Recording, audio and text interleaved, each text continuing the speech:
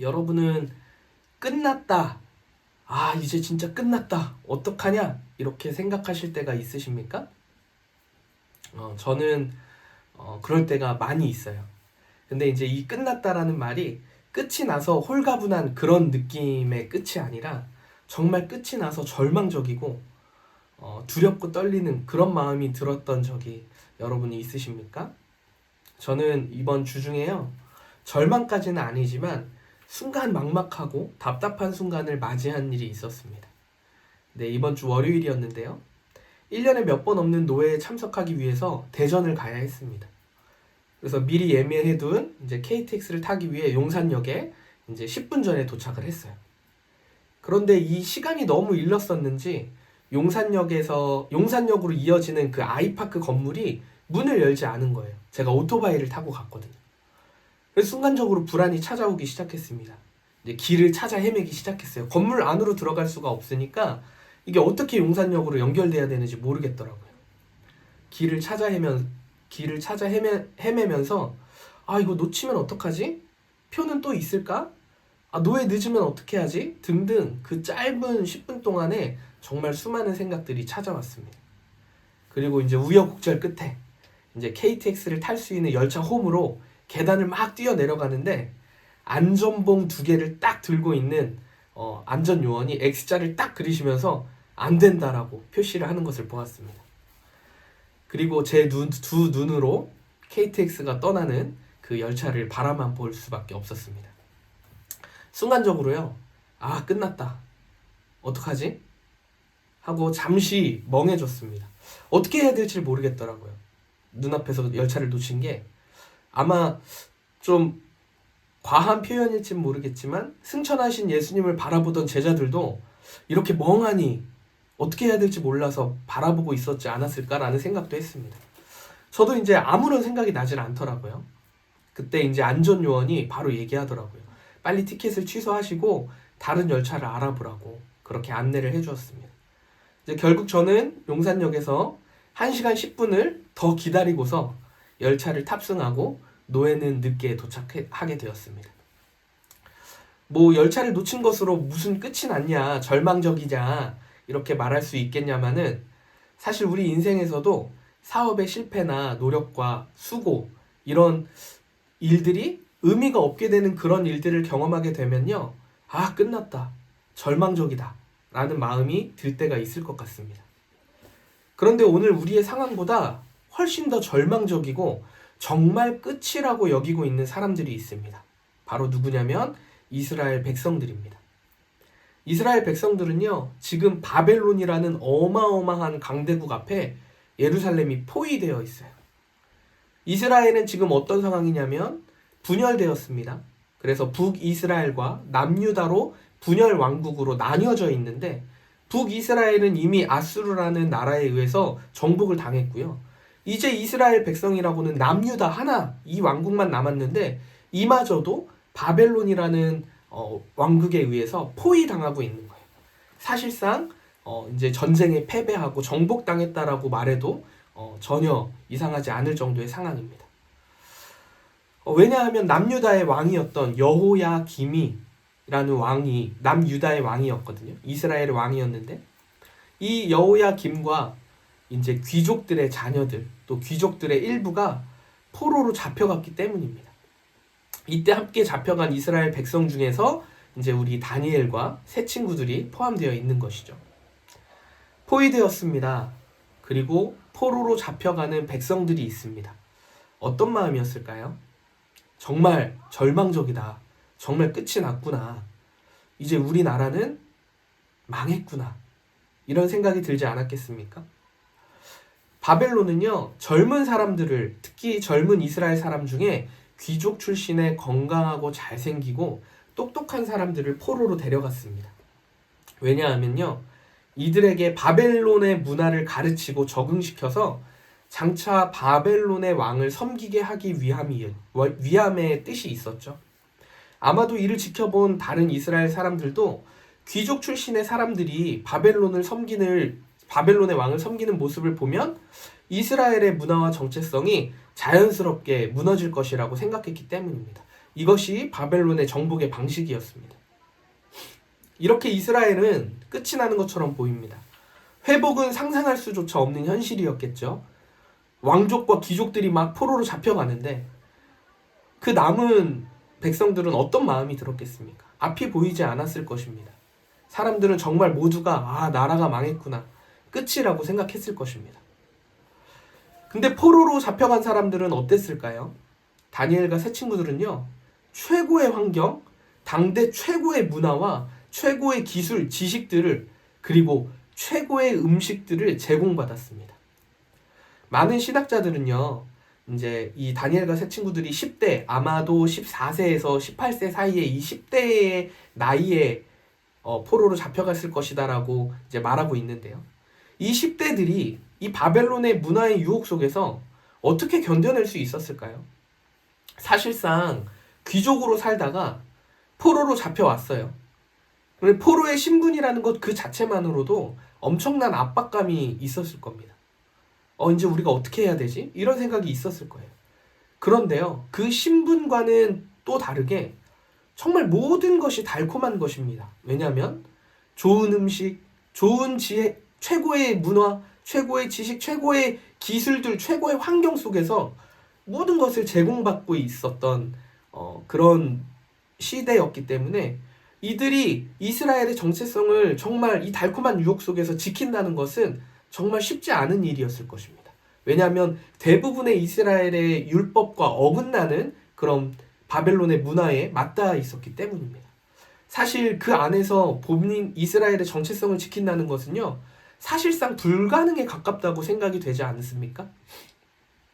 그런데 여기서 그치지 않습니다. 바벨론의 무자비한 이 문화적 공격은요, 더 무섭게 이 포로들에게 파고들었습니다. 다니엘과 새 친구들의 이름을 바꿔버립니다.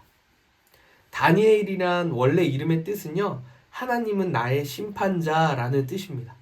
그런데 다니엘의 이름을 벨드사살이라고 바꿔버리는데요. 이 벨드사살의 뜻은요, 바벨론의 신인 벨이 나의 삶을 지킨다라는 뜻입니다. 그러니까 무슨 얘기예요? 정체성을 완전히 흔들어버린 거예요. 내 삶을 지키시고 인도하시며 심판하시는 분이 원래는 누구여야 돼요? 하나님이라는 고백의 이름이 담겨있는 다니엘이었는데 이름이 이제 바벨론의 신인 벨이라는 것이에요. 이제 바벨론의 신인 벨을 위해서 살아야 하고 벨이 지켜준다라고 고백해야 할 수밖에 없는 자신의 이름이, 정체성이 변해버린 것입니다. 이 10대의 다니엘과 새 친구들이 저항할 수 있는 힘이 하나도 없었습니다. 오히려 그 달콤한 유혹들에 현혹되기 딱 좋은 상황이었던 것이죠. 그런데요, 우리가 여기까지만 봐서도요, 다니엘의 이야기는 우리가 잘 알고 있죠. 이 다니엘이 이 거대한 문화 속에서 믿음을 지키고 멋지게 하나님을 따르며 살았다는 것을 우리는 알고 있습니다. 자, 그럼 우리가 여기서 질문을 해봐야 될 것 같아요. 우리가 다니엘처럼 살 수 있습니까? 달콤한 유혹 속에서 정말 다니엘처럼 우리가 믿음을 지키며 살 수 있습니까? 저는 다니엘의 믿음이 너무너무 정말 너무나 부럽습니다. 만약 제가 다니엘과 같이 포로가 되었다면 최고의 환경에서 최고의 지식과 최고의 교육, 최고의 음식을 그냥 제공받으면서 3년 동안 아무 걱정 없이 내가 바벨론 왕만 섬길 수 있다면, 호의호식하면서 내 인생을 보낼 수만 있다면 저는 정말 많이 흔들릴 것 같습니다. 그래서 사실 이 다니엘서를 읽을 때마다 다니엘의 놀라운 믿음에 감동이 되기도 하지만 한편으로는 이 다니엘과 새 친구들의 믿음과 이 믿음의 선택과 행함들이 크게 우리의 마음에 와닿지는 않습니다.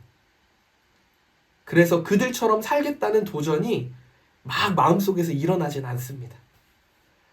왜냐하면요, 우리의 삶을 돌아보면요, 높아지면 높아진 대로 그 달콤함에 취해서 살 것 같고요, 낮으면 낮은 대로 불안함에 허덕이면서 사는 것이 우리들의 인생 같기 때문입니다.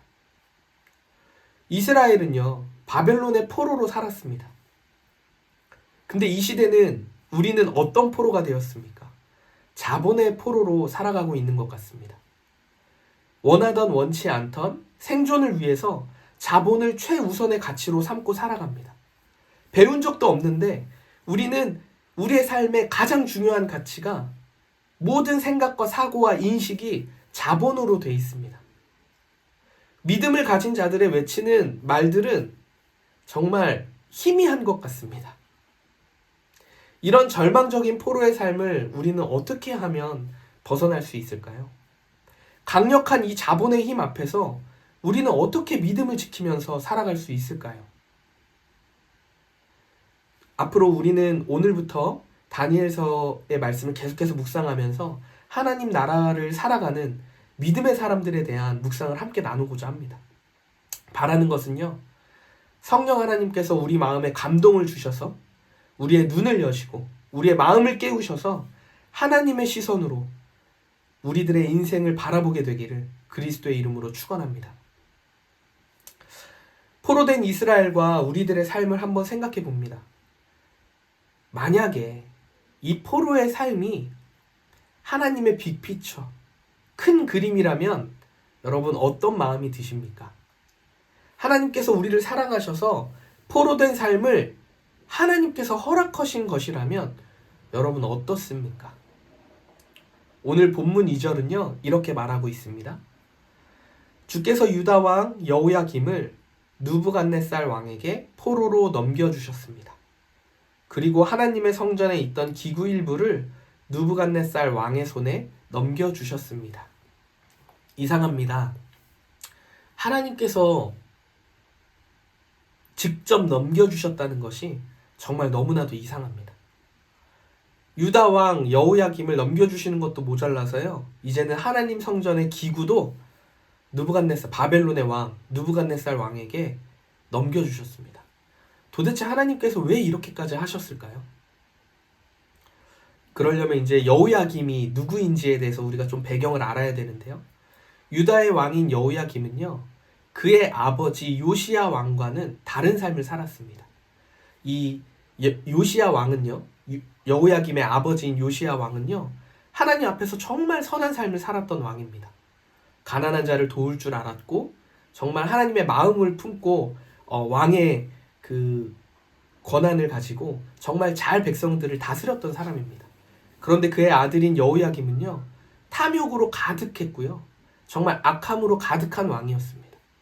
하나님께서 유다를, 이스라엘을 바벨론에게 넘겨주신 이유가 바로 여기에 있습니다. 그런데 이 이야기를 들으면요, 여기까지만 생각해보면요, 누군가는 아니 사랑의 하나님께서 어찌 포로된 삶을 허락했느냐 이렇게 물을 수 있을 것 같습니다. 그러나 우리가 생각해볼까요? 포로된 삶이 아니었을 때에 하나님을 사랑하는 삶을 살았을까요? 부유하면 부유한 대로 하나님 앞에 게으른 삶, 탐욕적인 삶을 추구하게 되는 것이 우리 사람들의 연약함입니다. 가난하고 힘이 들면요, 불안해서 힘들다고 하나님을 원망합니다. 이렇게 이유를 대고 저렇게 이유를 대면서 우리는 하나님 앞에 멀어진 모습으로 살아갑니다. 이것이 우리의 연약함이고 우리의 악함이겠죠. 포로의 삶을 허락하셨지만 우리가 여기서 깨닫는 것은요, 하나님께서는 다니엘과 새 친구들을 인도하심을 통하여서 하나님의 신실하심과 결코 포기하지 않으심과 하나님의 위대하심, 하나님의 통치를 오늘 다니엘서를 통해서 말씀하신다는 것이죠. 사랑하는 우리 성도 여러분, 절망의 끝이 있으십니까? 절망의 끝에 절벽에 서 있는 분도 계십니까? 또는 삶을 살아가는 것이 두려우십니까? 불안과 근심과 염려가 떠나가지 않으십니까? 실패할까봐 염려되십니까? 지금보다 조금 더 나은 삶으로 살지 못할까봐 두렵고 떨리십니까? 오늘 우리의 시선이 바뀌어지기를 간절히 소망합니다.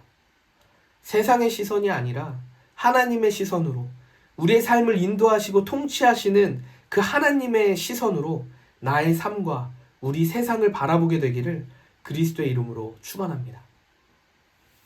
말씀을 좀 정리해 볼까 하는데요. 우리의 삶은요, 우리의 소망은요, 하나님 손에 달렸음을 고백해야 합니다. 그 소망은 이미 예수 그리스도 안에서 이루어졌음을 믿습니다. 나의 생각, 나의 가치관, 나의 신념, 나의 방법들은요, 언제든지 시대에 따라 그 시대에 맞게 변할 수 있습니다. 그래서 우리의 찬양의 고백처럼 내 맘과 힘은 믿을 수 없다라고 우리가 고백하는 것 아니겠습니까? 우리가 의지하고 믿을 수 있는 것은요, 오직 우리를 향한 변함없는 하나님의 사랑입니다. 그 사랑이요, 우리의 일상 곳곳에 숨겨져 있습니다. 그렇지만 우리의 시선이 그곳을 향하고 있지 않기 때문에 보지 못하는 것이죠. 올디너리라는 교회 이름처럼 일상에서 하나님을 모든 순간순간에서 하나님을 경험하게 되는 것이 우리 교회가 바라보고 또 지향하고 있는 믿음의 가치관입니다. 믿음의 방향이죠. 그래서 우리가 새로운 삶의 문화, 우리 일상에서 정말 하나님을 가깝게 인식하고 함께 모여서 하나님의 일하심을 나누는 그런 공동체가 되기를 간절히 소망합니다. 하나님께서는요, 우리를 통해 하나님의 영광을 이 땅에 비추기를 원하십니다. 그래서 우리가 절망 가운데 있더라도 정말 이 세상이 말도 안 되는 일들이 벌어지고 우리의 힘으로 도저히 감당할 수 없는 일들이 벌어진다고 할지라도 우리는 소망을 붙들고 예수 그리스도의 그 사랑에 힘입어서 끝나지 않았음을 우리의 입술로 고백해야 합니다. 혹시 우리 안에서 끊임없이 외쳐대는 불안과 절망이 있다면 오늘 이 시간 끊어내기를 바랍니다. 그리고 하나님 나라의 소망을 붙드는 우리 모든 사랑하는 성도님들 되시기를 간절히 바랍니다. 사랑하는 성도 여러분, 우리의 삶은요, 하나님 손에 달려 있습니다. 말씀을 제가 준비하면서 참 위로가 되는 것이 모든 것이 하나님 손에 달렸다라는 이 말이, 하나님이 넘기셨다라는 이 말이, 그렇지만 다니엘을 인도하시는 그 하나님의 일하심을 보니 참 위로가 되었습니다. 이 말이 나는 아무것도 아닌데 하나님이 다 하시겠지, 이런 책임 회피하는 말이 아니라 나의 연약함, 나의 악함을 잠재우시고 나를 통해 일하신다는 그 믿음, 하나님께서 반드시 그렇게 나를, 우리 공동체를, 믿음의 사람들을 통하여서 하나님의 영광이 나타날 것이라는 그 믿음이 정말 참 위로가 됩니다. 사랑하는 성도 여러분, 영원한 것은요, 변함없는, 다함없는 그 하나님의 사랑밖에 없습니다. 하나님의 사랑, 예수 그리스도의 놀라운 그 사랑, 그 신실하신, 영원하신, 변하지 않는 그 사랑에 힘입어서 다시금 믿음의 삶으로 일어나시기를 축복합니다. 우리의 삶을 통해 하나님의 영광스러운 이름이 높아지기를 그리스도의 이름으로 축원합니다.